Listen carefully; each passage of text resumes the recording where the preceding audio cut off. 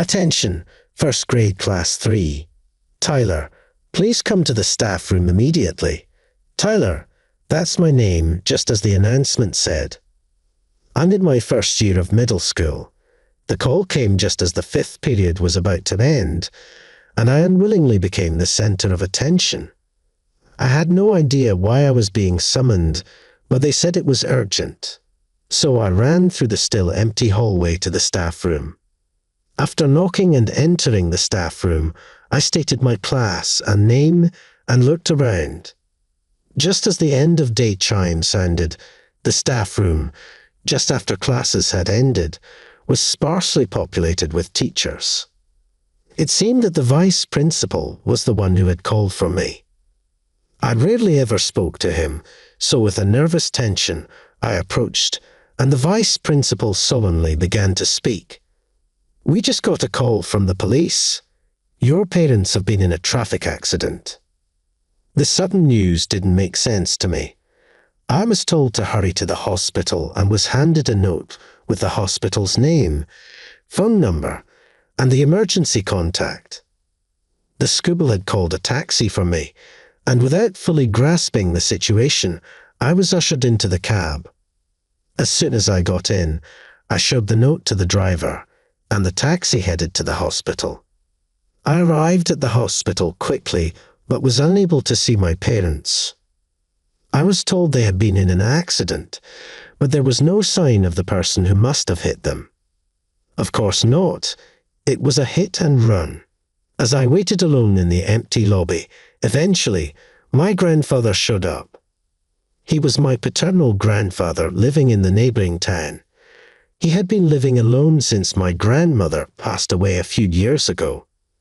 As the day turned to night, my maternal grandparents and uncle also arrived, but seeing this group together made me uneasy. The last time I saw them all together was at my grandmother's funeral. Ultimately, the day passed without me being able to see my parents. My grandparents were called in first. A little later, a nurse took me somewhere else. We rode the elevator, and the nurse pressed the button for the basement's lowest level. I had had the same experience when my grandmother died, though it was at a different hospital. The elevator stopped, and as I followed the nurse, I thought to myself, just as I suspected. In that room, which I wouldn't exactly call, 2 figures lay covered with clothes over their faces. But I still couldn't believe those 2 were my mom and dad. After all, I hadn't seen their faces yet. The silence was broken by a nurse who then lifted the cloth from their faces. There they were, my mom and dad. Yet, strangely, I still couldn't feel the reality of it. Just the day before yesterday, we were talking normally, and on the day of the accident, they had seen me off to school with smiles. How could this have happened?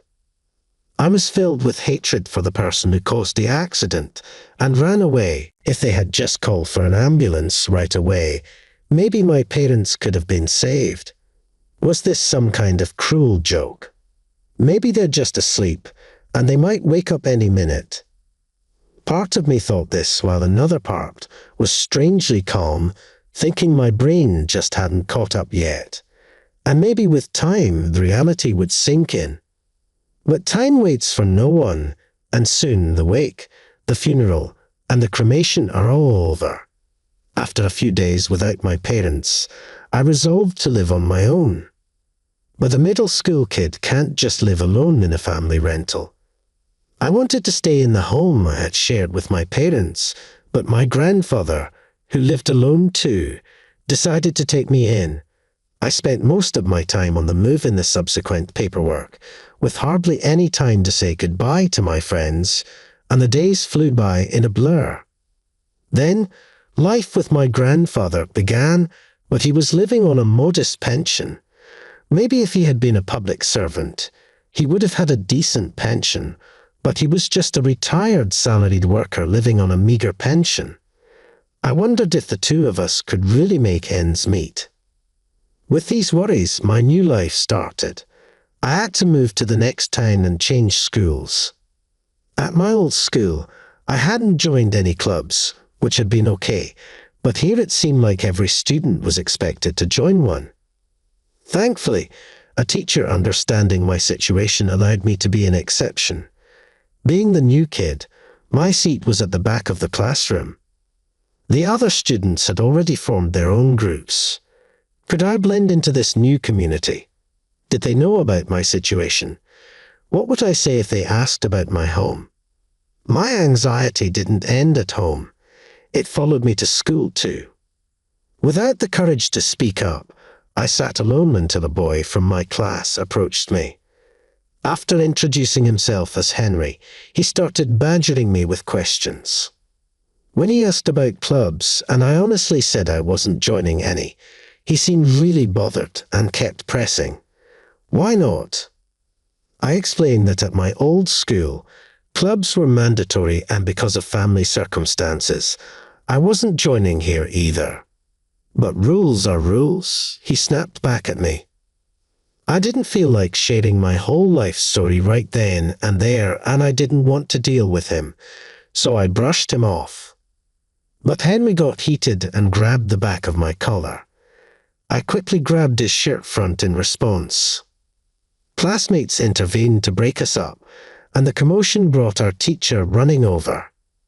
But Henry still hadn't cooled off, raising his voice. "You're just living a poor life with your granddad, right? That's why you can't join a club." The homeroom teacher, shouting "Stop it," took Henry to the staff room. Seeing that Henry knew about my situation made me think maybe others knew too. I didn't know how Henry found out. Maybe he overheard the adults talking in the staff room.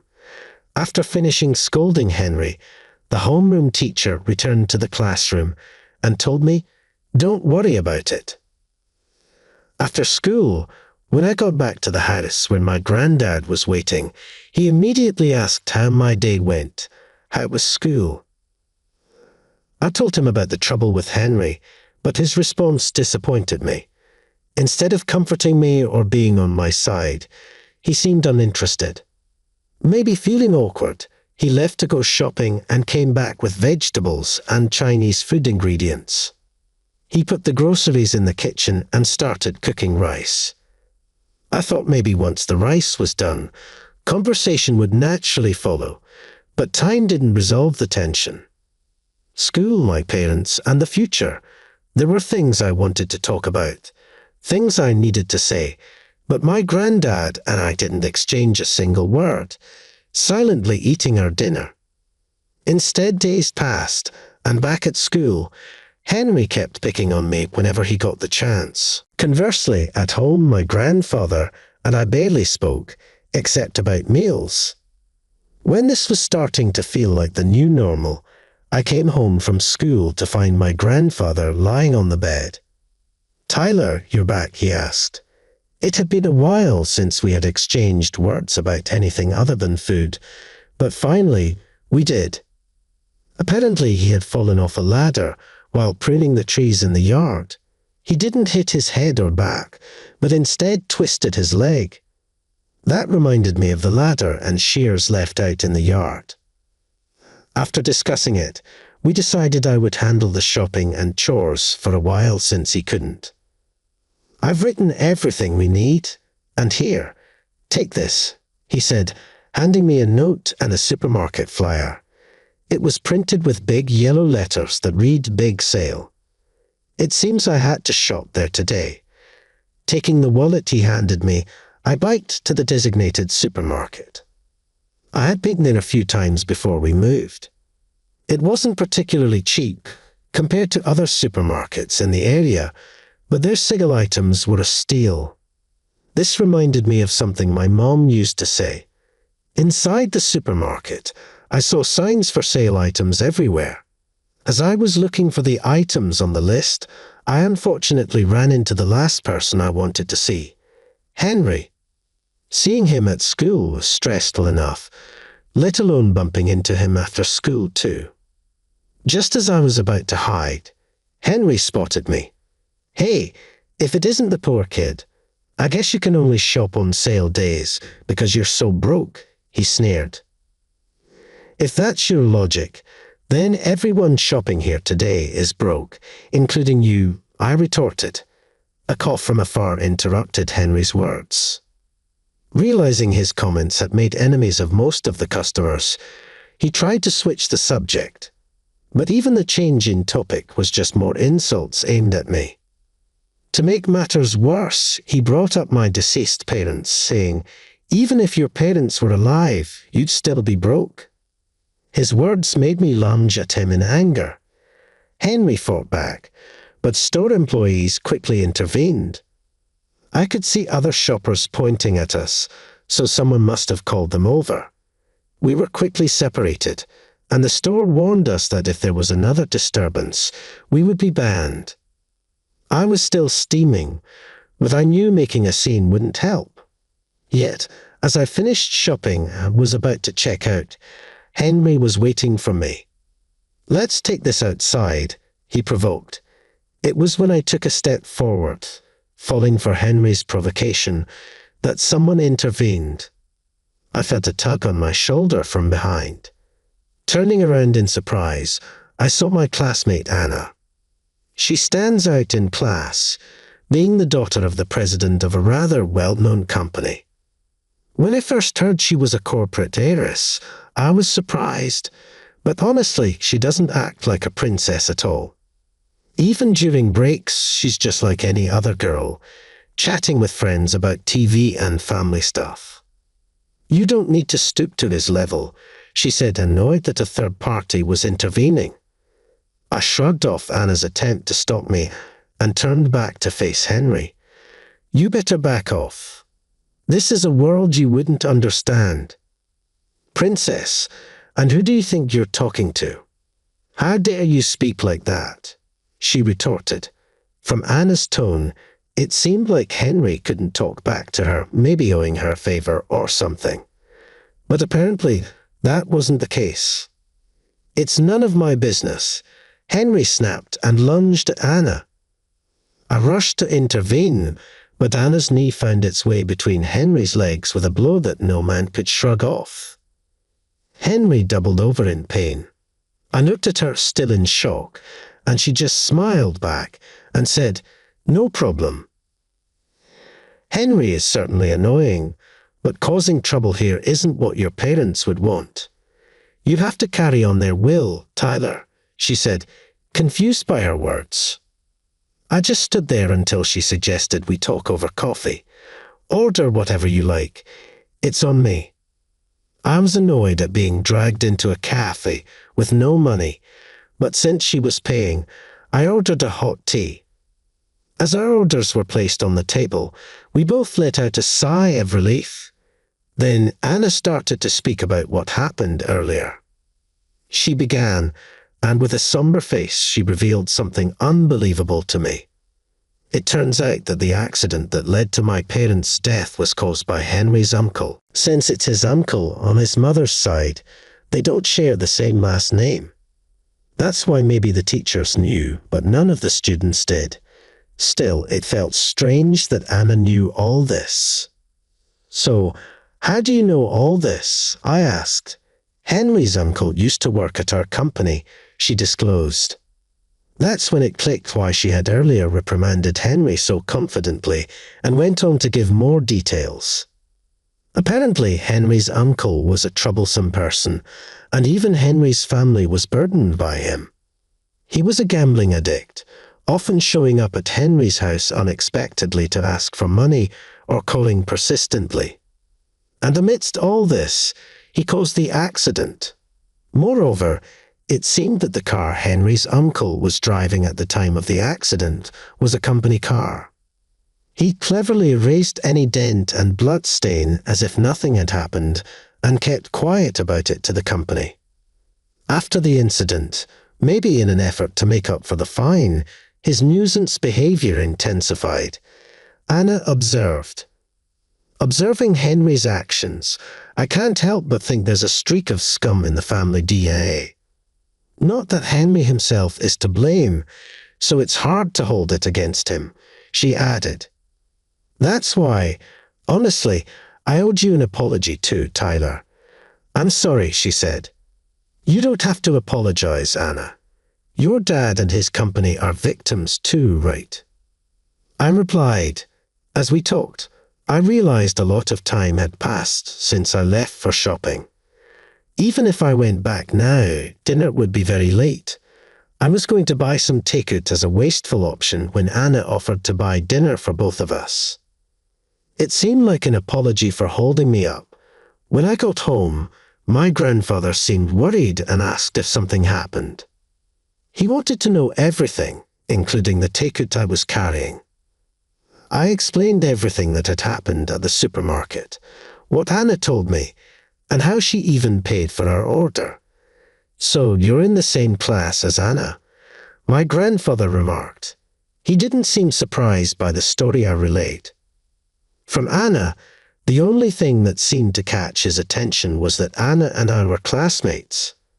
He mentioned that Anna's grandfather was his childhood friend. The company now run by her father was originally started by her grandfather. There was one thing my grandfather didn't know, that Henry was related to the offender, but he had heard everything else from the police and had even gone to settle matters with Anna's grandfather himself. To my grandfather, it was the accident that took the lives of his son and daughter-in-law. To Anna's grandfather, it was an accident that smeared mud on the company's face and took away a friend's family. The company was already set to provide full support for the upcoming lawsuit, including financial and manpower resources, my grandfather explained. While I was at school, my grandfather had been doing all he could for my parents and me, unaware that my grandfather had been taking such actions. I had fairly felt disappointed reflecting on the argument we had the other day. I apologized to my grandfather, but he dismissed it, telling me not to worry about adult matters and to focus on my studies. However, I wanted to help too, so I decided it was time to express my honest feelings. I can't move forward emotionally or physically until the lawsuit is settled, and there's still so much uncertainty in our lives with school and everything. I confessed. I'm sorry. If we had even a fraction of Anna's family income, you wouldn't have to feel any financial insecurity about the future, I added. My grandfather apologized for not being able to provide a better life for me. Having money wouldn't bring Mom and Dad back to life, nor would it have saved them. Besides, living with Grandpa is pretty fun too, you know. I reassured him. At my words, my grandfather looked up briefly before looking down again. After hearing from Anna and learning about the covert actions my grandfather had taken, I felt a bit comforted. I realized that my parents had been treasured, and even though they were gone, they had not been forgotten by everyone. As I finished talking, my grandfather didn't lift his face and headed to the washroom on his injured leg. He said he was sleepy because he had waited up for me and wanted to wash his face to wake up. But hidden in the sound of running water, I occasionally heard the sound of sobbing. When I noticed this, I inadvertently started crying. True to what my grandfather had told me, trials are slow. The trial for the accident that occurred in my first year of school didn't start until the end of my third year. Thanks to Anna's cooperation, we were able to secure a sizable compensation in the civil case as well as the criminal one. In the strained conversations with my grandfather that had increased after I graduated from middle school and was in my second year of high school, I was contemplating my future path. Considering my grandfather's care, a job nearby seemed sensible. However, I thought he would be upset if I told him so I kept quiet. But my homeroom teacher must have informed my grandfather without my knowledge. Now that the trial is over, you should be able to move on. Are you moving forward now? He asked. This clearly meant he wanted me to pursue further education. There were no financial issues regarding going to college because my grandfather had saved the compensation money. He started doing the household chores again so I could focus on my studies. This meant I couldn't say I wanted to find a job close to home to help my grandfather. The tree that had caused his injury had been completely cut down to eliminate any danger. This same thoroughness had probably helped during the trial preparations.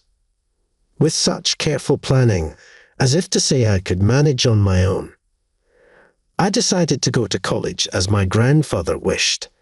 I got into university and started living by myself.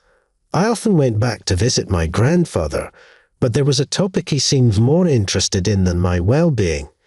It was whether I had gotten a girlfriend or not. "I'll bring her over when I have one," I said. "So, you don't have one now?" he'd retort. We kept up our friendly banter despite living apart. But in my second year of university, my grandfather fell, and during the spring break of my third year, he passed away. As if choosing a time when it wouldn't affect my classes, my grandfather passed away quite suddenly. With help from relatives on my mother's side, he was laid to rest in the same grave as my parents. I was saddened, but this time I wouldn't escape from reality. I resolved to fully acknowledge my grandfather's death and live my life straightforwardly. While visiting the grave on the monthly anniversary of his death, I ran into Anna by chance. "It's been a while," she said, startled by her sudden greeting. I agreed to catch up as she suggested. Just like that time before, we ended up at the same cafe we had visited together. Since I hadn't really talked to her since middle school graduation, this could be the first time since then. We caught up on old memories, shared updates about college life, and generally had a lively conversation. Then Anna surprised me with an unexpected suggestion. "Hey, you should come visit my place sometime," she said. Anna and her grandfather had come to my grandfather's funeral, but it had been too hectic to talk much then. I told her I would visit if I had the chance. And then she surprised me further by offering, "Why don't you come intern at our company?" Our company was indeed a major firm, and as a place for an internship, it was impeccable. I accepted her invitation, and we exchanged contact information. I processed the internship for my university and was able to participate successfully. During the internship, I was actually called in by Anna's grandfather, the chairman, which was a bit nerve-wracking, but I managed to have a little conversation with him. He shared stories of his childhood with my grandfather, and then he asked me to tell him about what my grandfather was like when we lived together and about his last days. While we both got a little teary-eyed, I shared all about my grandfather, and we reminisced about him. "Next time, let's have a meal together with Anna too," the chairman said. And with that, I left his office. Since then, I've become a senior in university and received an early job offer. It was from Anna's grandfather's company. Anna herself had decided to work at a different company, saying she didn't want to rely on her family's influence. The truth was she had other things she wanted to do. I was at the cemetery to give an update at the grave. Standing in front of the grave, I feel like my father, mother, and grandfather are all there to greet me. Dad, Mom, Grandpa. I leaned on Anna until the end. But I'm about to become a working adult soon. Thank you for raising me this far. Perhaps I should have said these things while they were still alive, but if I had, my grandfather would probably have said there was no need for such thanks. That's just the kind of person he was. This is the story of my 8 years since losing my parents and living with my grandfather.